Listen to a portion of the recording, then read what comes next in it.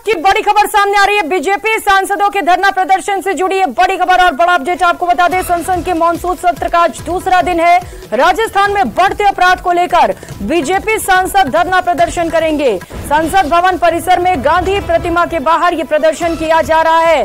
तस्वीरें आपको दिखा रहा है एक्सक्लूसिव न्यूज 18 राजस्थान पर। हाथों में तख्तियां लिए लॉ एंड ऑर्डर पर सवाल खड़े किए जा रहे हैं। संसद भवन के बाहर से ये तस्वीरें हैं। राजस्थान के मुद्दे को लेकर दिल्ली में प्रदर्शन किया जा रहा है, जिसकी तस्वीरें आप देख पा रहे हैं। तमाम सांसद इस वक्त धरना प्रदर्शन कर रहे हैं और राजस्थान में कानून व्यवस्था पर कई गंभीर सवाल खड़े किए जा रहे हैं। जिस तरीके से महिला अत्याचार को लेकर एक बड़ा मुद्दा बीजेपी की ओर से बनाया जा रहा है, इसी को लेकर ये प्रदर्शन जारी है। जिस हिसाब से जंगल राज हो चुका है, भ्रष्टाचार का अड्डा बन चुका है, कांग्रेस उसको भी डिस्कस करें, लेकिन भारतीय जनता पार्टी हर मुद्दे को, मणिपुर के मुद्दे को पार्लियामेंट में डिस्कस करने को तैयार है, राजस्थान के मुद्दे को डिस्कस करने के लिए तैयार है। वो डिस्कशन के लिए आए, लेकिन वो क्योंकि हाउस नहीं चलवाना देना चाहते हैं। हम पूरे देश में महिलाओं और बेटियों के प्रति जो हो रहे अत्याचार, उनसे हम दुखी हैं। लेकिन राजस्थान विगत 4.5 साल में 10,000 से भी ज्यादा केस बेटियों की सुरक्षा, महिलाओं की सुरक्षा, इसके बारे में राजस्थान की सरकार बिल्कुल अकर्मण्य हो चुकी है। देखिए, राजस्थान में महिला अत्याचार अब चरम सीमा पे पहुंच चुका है। इतना ज्यादा बढ़ गया है कि महिला अपने घर से बाहर नहीं निकल सकती। कहीं भी हमारी महिला राजस्थान में सुरक्षित नहीं है। घर से बाहर निकलती है तो उस पर एसिड फेंक दिया जाता है, उसको किडनैप कर दिया जाता है, उसको मर्डर कर दिया जाता है। रेप तो रोजाना एक आम घटना हो चुकी है राजस्थान में। और वहाँ जो राजस्थान में कांग्रेस सरकार है, वो चैन की नींद सो रही है। समय पर जो कार्रवाई होनी चाहिए, जो एक्शन लेना चाहिए, जो सजा मिलनी चाहिए, वो इन दोषियों को नहीं मिलती। तो संसद भवन के बाहर से तस्वीरें हमने आपको दिखाई, जहां पर प्रदर्शन किया जा रहा है। लॉ एंड ऑर्डर, कानून व्यवस्था को लेकर बीजेपी के सांसद प्रदर्शन कर रहे हैं। और बड़ी खबर आपको बता दें, मॉनसून सत्र का आज दूसरा दिन है। लोकसभा में कार्यवाही शुरू हो चुकी है और इस वक्त का बड़ा अपडेट आपको बता दें, लोकसभा की कार्यवाही को 12 बजे तक के लिए स्थगित कर दिया गया है। प्रदर्शन लेकिन लगातार जारी है। तस्वीरें आपको दिखा रहे हैं सीधे लोकसभा से, जहां पर कार्यवाही को स्थगित किया गया है। अब दोपहर के 12 बजे के बाद दोबारा से कार्यवाही शुरू की जाएगी। तो स्पीकर ओम बिरला इस वक्त कार्यवाही शुरू करने के लिए पहुंच चुके हैं, अपनी सीट पर आसीन है। इसके साथ साथ महत्वपूर्ण समय होता है, बड़ा अपडेट भी आपको बता रहे हैं। दोपहर के 12 बजे तक के लिए कार्यवाही स्थगित कर दी गई। आज दूसरा दिन है। पहले दिन की भी तस्वीरें लगभग सेम थी। कई मुद्दे विपक्ष की ओर से उठाए गए, विपक्ष ने जोरदार हंगामा किया और उसके बाद कार्यवाही शुरू होते ही कुछ ही समय में कार्यवाही को स्थगित कर दिया गया।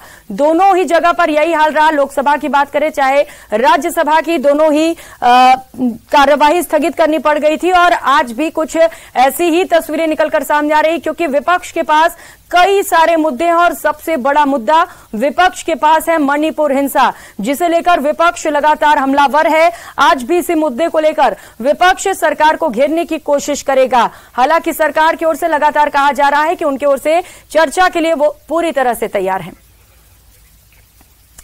और मॉनसून सत्र का आज दूसरा दिन है। राज्यसभा की कार्यवाही शुरू कर ली गई है। सीधे आपको राज्यसभा लिए चलते हैं। Committee on defence, lieutenant general Dr. D.P. Watts, retired. Honorable Chairman, I rise to lay a copy of the 39th report, the Inter-Services Organizations Command, Control and Discipline Bill 2023, approved by Standing Committee on Defence as listed against my name in today's list of business. Thank you. Reports of the Department-related Parliamentary Standing Committee on Agriculture, Animal Husbandry and Food Processing, Sri Kailash Soni.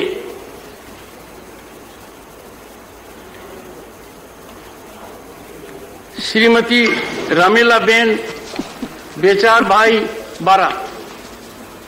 धन्यवाद सभापति जी। मैं आपकी अनुमति से आज की कार्यसूची में क्रम संख्या 3ख पर मेरे नाम के सन्मुख यथा सूचीबद्ध कृषि, पशुपालन और खाद्य प्रसंस्करण संबंधी स्थायी समिति के 57वें और 58वें प्रतिवेदनों और उधर मणिपुर को लेकर केंद्रीय कानून मंत्री अर्जुन राम मेघवाल का बयान सामने आया है। अर्जुन राम मेघवाल ने कहा कि विपक्ष संसद को नहीं चलने दे रही। मणिपुर मुद्दे पर विपक्ष बहस नहीं करना चाहती है। केंद्र सरकार के सभी मंत्री लगातार संसद में इस मुद्दे पर चर्चा की बात करते हैं, लेकिन विपक्षी पार्टियां इस मुद्दे पर सदन में चर्चा नहीं होने देना चाहती। सुनिए। मंत्री अर्जुन राम मेघवाल से हम बात करते हैं। सर, जिस तरह से हम देख रहे हैं संसद का मानसून सत्र जो है वो पहले दिन नहीं चल पाया, क्या उम्मीद है कि दूसरे दिन चल पाएगा? देखिए, हमने सत्र चलने से एक दिन पहले 19 तारीख को ऑल पार्टी मीटिंग की।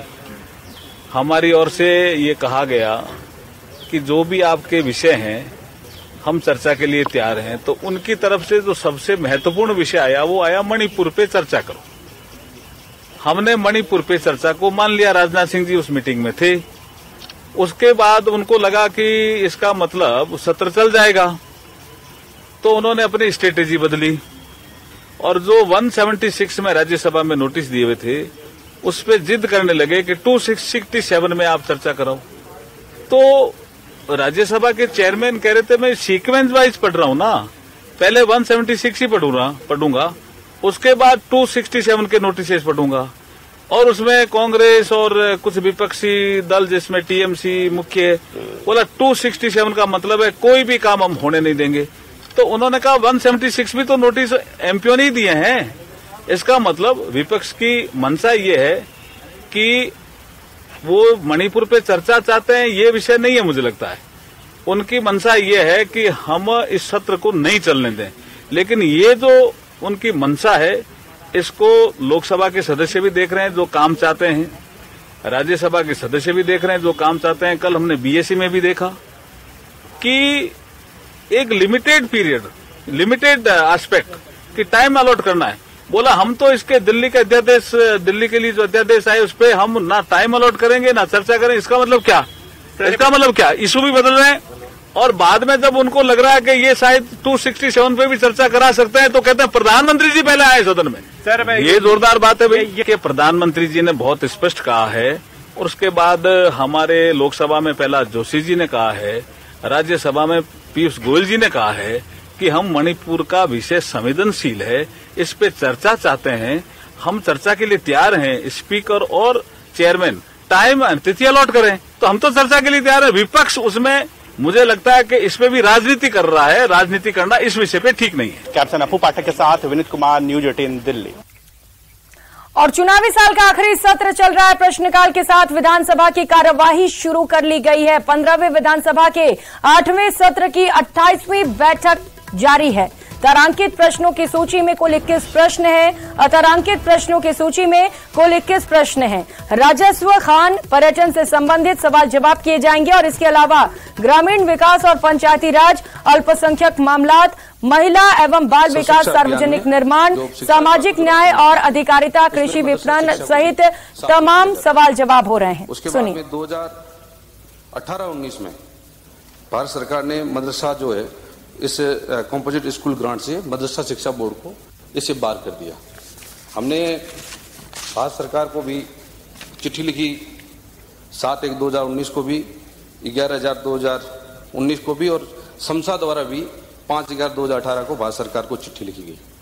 पर उन्होंने 14/6/2019 को जो उनकी पीएबी प्रोजेक्ट अप्रूवल बोर्ड की मीटिंग हुई, उस मीटिंग में मदरसा शिक्षा को जो है शामिल नहीं किया।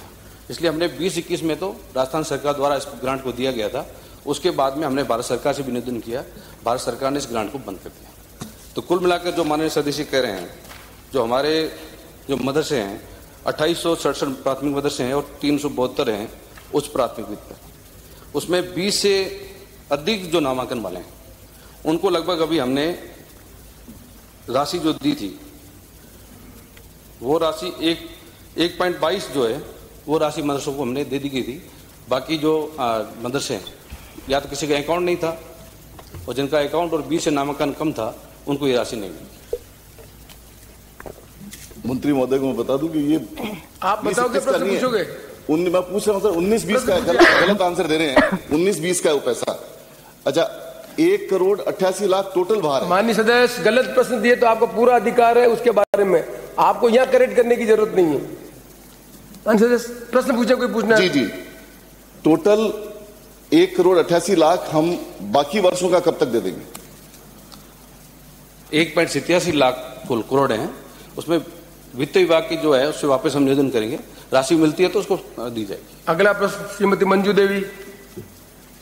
प्रश्न संख्या 538।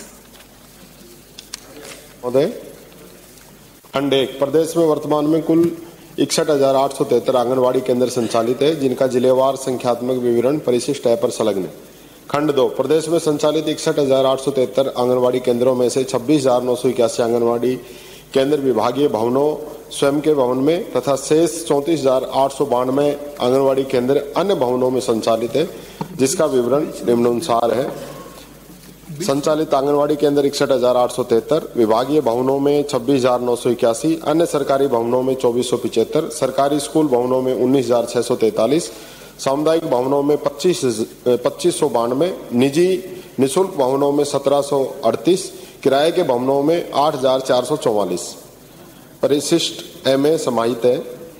खंड 3, आंगनवाड़ी केंद्रों के भवन निर्माण का कार्य पंचायती राज निकाय, स्थानीय निकाय राजस्व विभाग से निःशुल्क भूमि आवंटन हो जाने पर विभाग द्वारा वित्तीय संसाधन की उपलब्धता के आधार पर प्राथमिकता से क्रमशः किराए के भवनों, निःशुल्क भवनों, सामुदायिक भवनों एवं अंत में राजकीय विद्यालयों की एवज में निर्धारित नॉर्म्स के अनुसार कराया जाता है। विभाग द्वारा आंगनवाड़ी केंद्रों का निर्माण भारत सरकार से अनुदान राशि प्राप्त होने के पश्चात 15वें वित्त आयोग इत्यादि योजनाओं के कन्वर्जन से कराया जाता है। माननीय अध्यक्ष महोदय, मैं आपके माध्यम से माननीय मंत्री महोदय से 2 प्रश्न करना चाहूंगी। पहला प्रश्न, पिछले 5 वर्ष 2017 से 22 में भारत सरकार से कितना पैसा है, एक तो वो बताएं।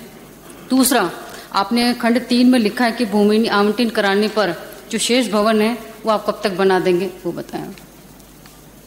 माननीय अध्यक्ष महोदय, मैं आपके माध्यम से माननीय सदस्य को बताना चाहूंगा कि 2017 से 22 तक 1 रुपया भी भारत सरकार से नहीं आया है।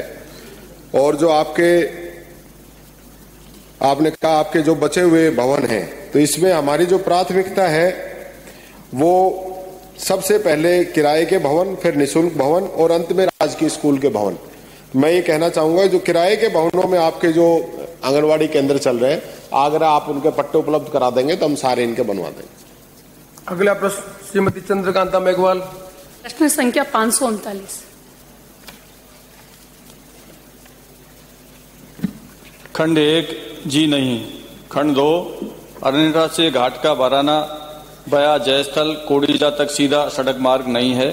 अरनाठा से घाट का बराना तक की सीधी सड़क मेगा स्टेट हाईवे 33 का भाग है, जिसकी स्थिति संतोषजनक है। अरनेठा से जयस्थल की लंबाई 9 किलोमीटर है, जिसमें 3 किलोमीटर स्टेट हाईवे 125 एवं 6 किलोमीटर MDR 212 का भाग है, जो वर्तमान में नॉन पेचेबल है। उक्त सड़क का कार्य CRIF योजना के अंतर्गत दिनांक 7/7/2023 को अनुमोदन जारी किया गया है। अरनेठा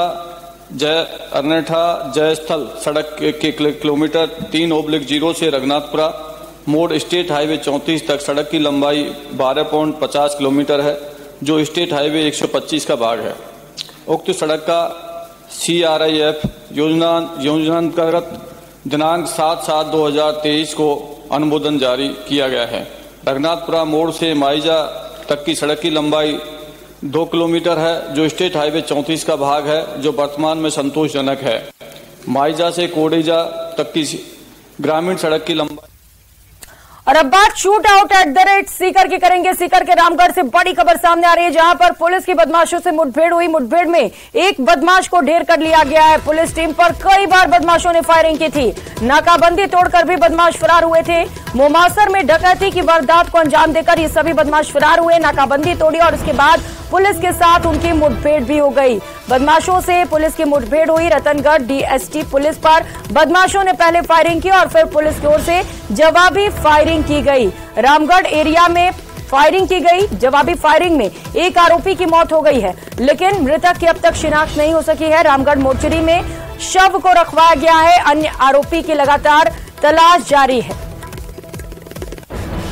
तो बीकानेर के श्रीडूंगरगढ़ से ये बड़ी खबर आपको बता रहे हैं, जहां पर चोरों ने फिर से उत्पात मचाया। श्रीडूंगरगढ़ क्षेत्र में चोरों का तांडव देखने को मिला। मोमासर गांव में 5 ज्वेलरी दुकानों में चोरी के वारदात को अंजाम दिया गया।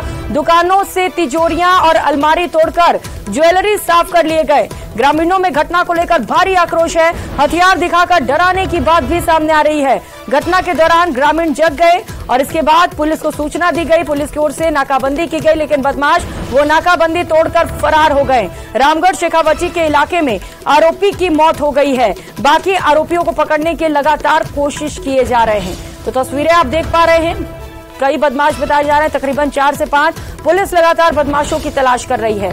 डकैती मामले में एक बड़ा अपडेट आपको बताते चले, चोरों ने फिर से उत्पात मचाया। श्रीडूंगरगढ़ क्षेत्र में चोरों का तांडव देखने को मिला। मोमासर